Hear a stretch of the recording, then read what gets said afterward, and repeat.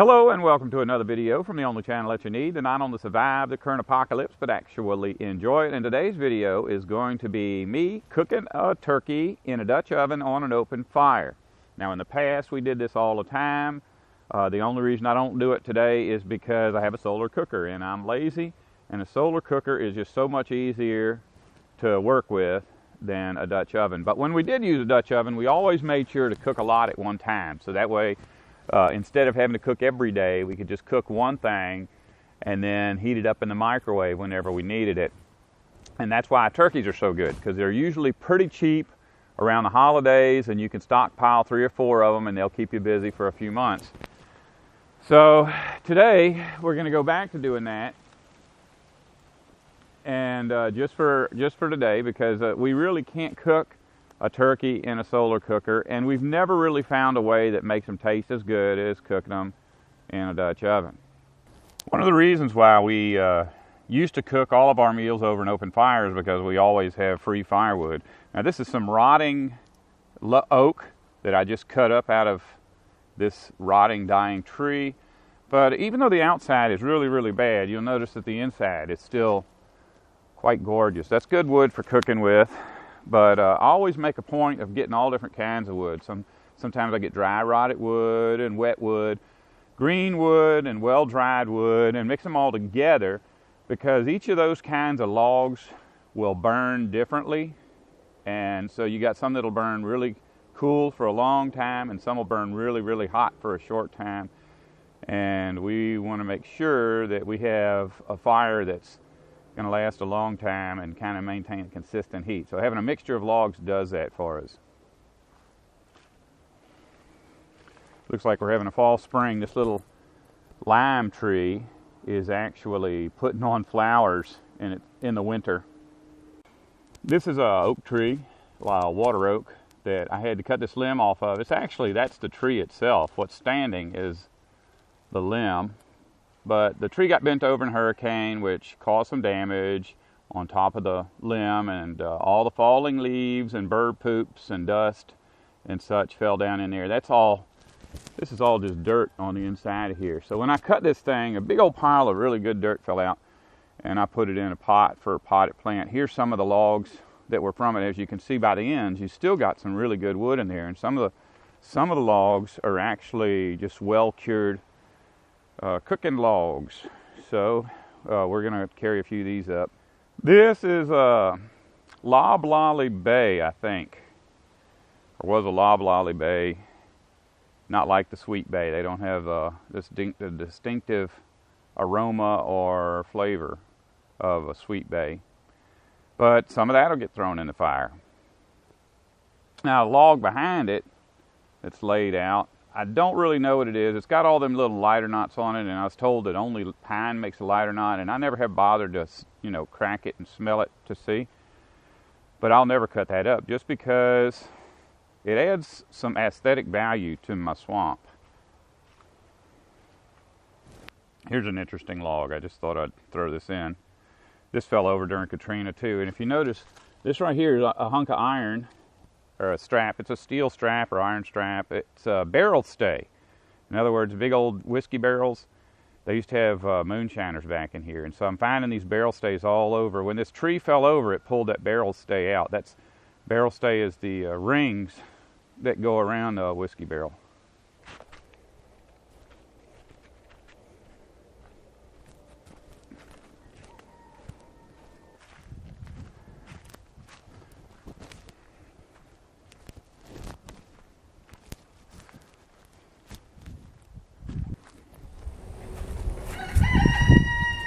All right, we're gonna have to get a fire going, and I always start my fire with just trash.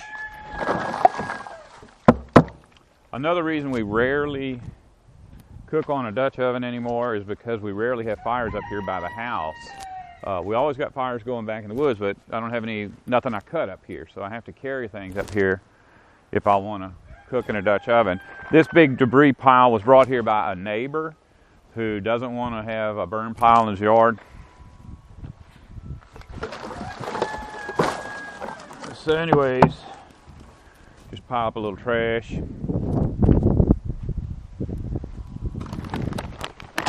Put some of our big logs on top. All of this will get it lit up pretty easy. Now I'll get more logs up here before we start cooking.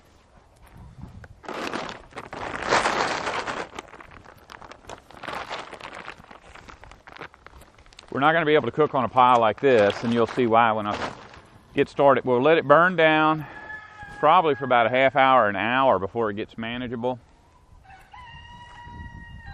And then we'll go ahead and put our pot on the fire.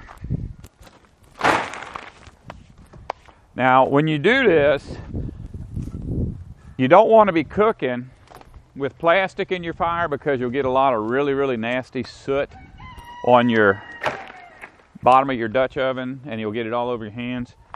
So it's good not to even put any heart pine in your fire because that always puts out black smoke. But plastics are okay because after you light the fire, all the plastics burn out. So when you're cooking, you're not cooking with plastic. That'll be gone by the time we're cooking.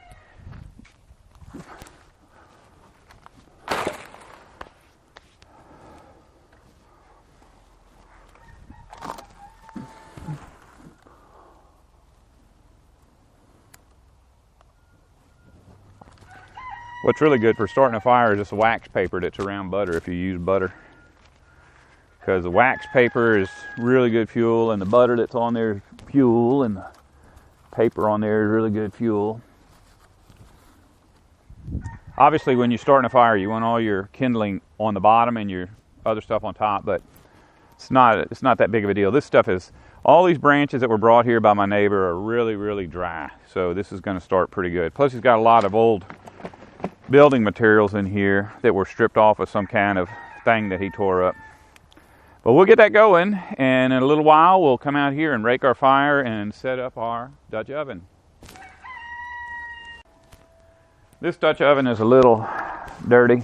It's got a little rust in there. The rust won't hurt you, but I do want to get all of the dirt and spider webs and stuff out. So rinse that out. Rinse off my trivet. Here's my trivet. I put that in the bottom of the Dutch oven just to keep the turkey from sticking. Really ain't got to do this lid, but I'm going to do it anyway.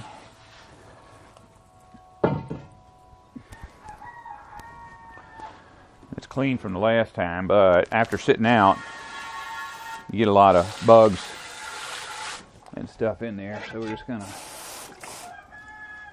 kind of rinse everything off a bit.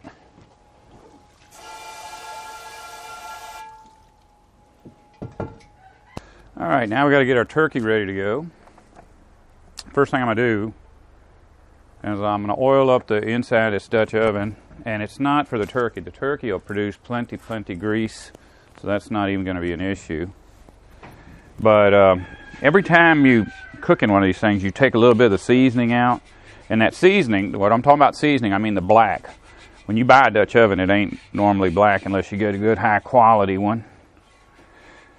But the seasoning is actually oil that has cooked down, turned into a shellac, and that's like the non-stick of the past. And unlike the non-stick of the present, it actually worked. So I don't know why this Teflon coating stuff is doing so good, because it's really some of the most worthless stuff I've ever seen used in cooking. That's just my opinion. Maybe I just buy too much cheap Teflon stuff. But I'm going to put that all over this thing too, this trivet. And the reason the trivet's in there ain't so much to, it doesn't keep the turkey from getting hot. It keeps it from sticking, and it's still going to stick. What I mean is when you put turkey in there and you cook it directly on the bottom of this thing, what's going to happen is you're going to end up with all the skin and half the meat peeling off the bottom of the turkey when it sticks to that pot. Might as well do the lid of this thing while I'm at it. Ugh. When you got one like this that's got rust on it, it's best to just go ahead and get the rust off first, but I don't feel like it, so I ain't going to.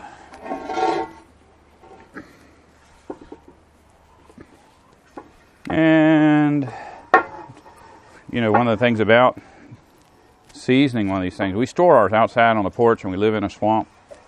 So everything gets rusty. And the seasoning it's like paint. I mean, that's the places that are really well seasoned never seem to rust. But I mean, if you leave a seasoned skillet out on the ground or something, you're not going to have good results, no matter what you do with it. All right, now it's time to put our turkey in. First thing I gotta do is get some of this grease off my hands.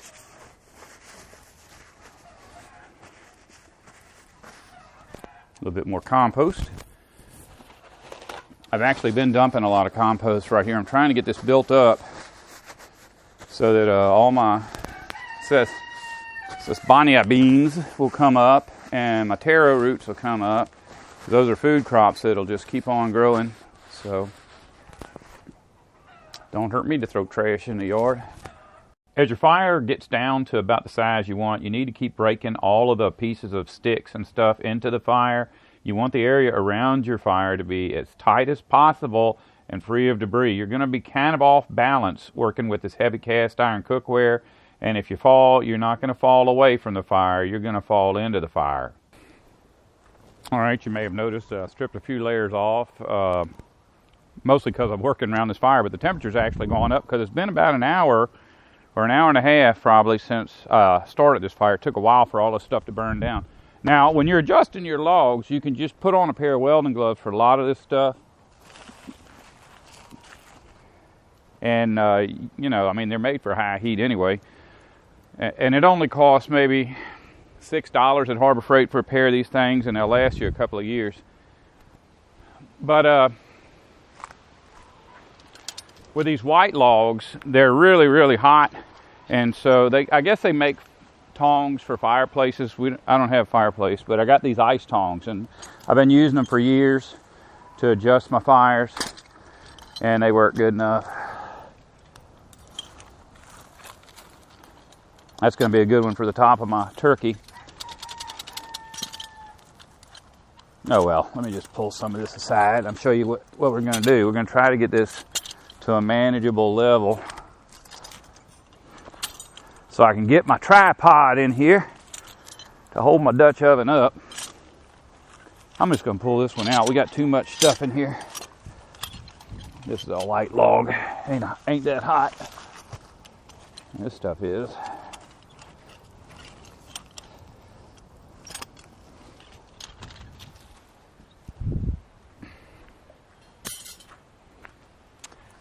And when you set this up,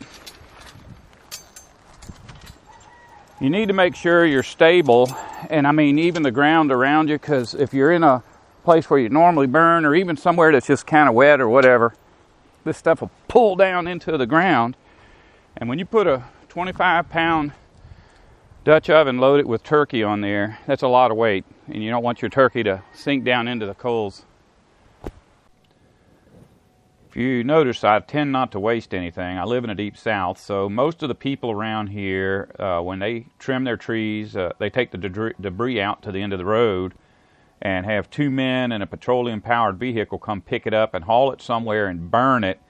I tend to eliminate the middleman, just burn it here. And even to get it started, I usually take all my trash that's burnable and use that as an ignition source for these logs.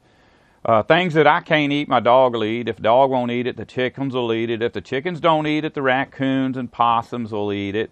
And things that come in cans and come in glass, we don't throw that in the trash. We put it in our recycle bin and bring it down to the end of the road. So we probably bring our recycle bin to the end of the road once a month, and our garbage can goes down to the end of the road about once a year. Now it's time to go ahead and bake the turkey, but you're not going to see that in this video. Part 1 is now officially over, but if you just hang around for a couple of seconds, Part 2 will start automatically. Love y'all, and as always, if you don't want to survive, don't listen to me.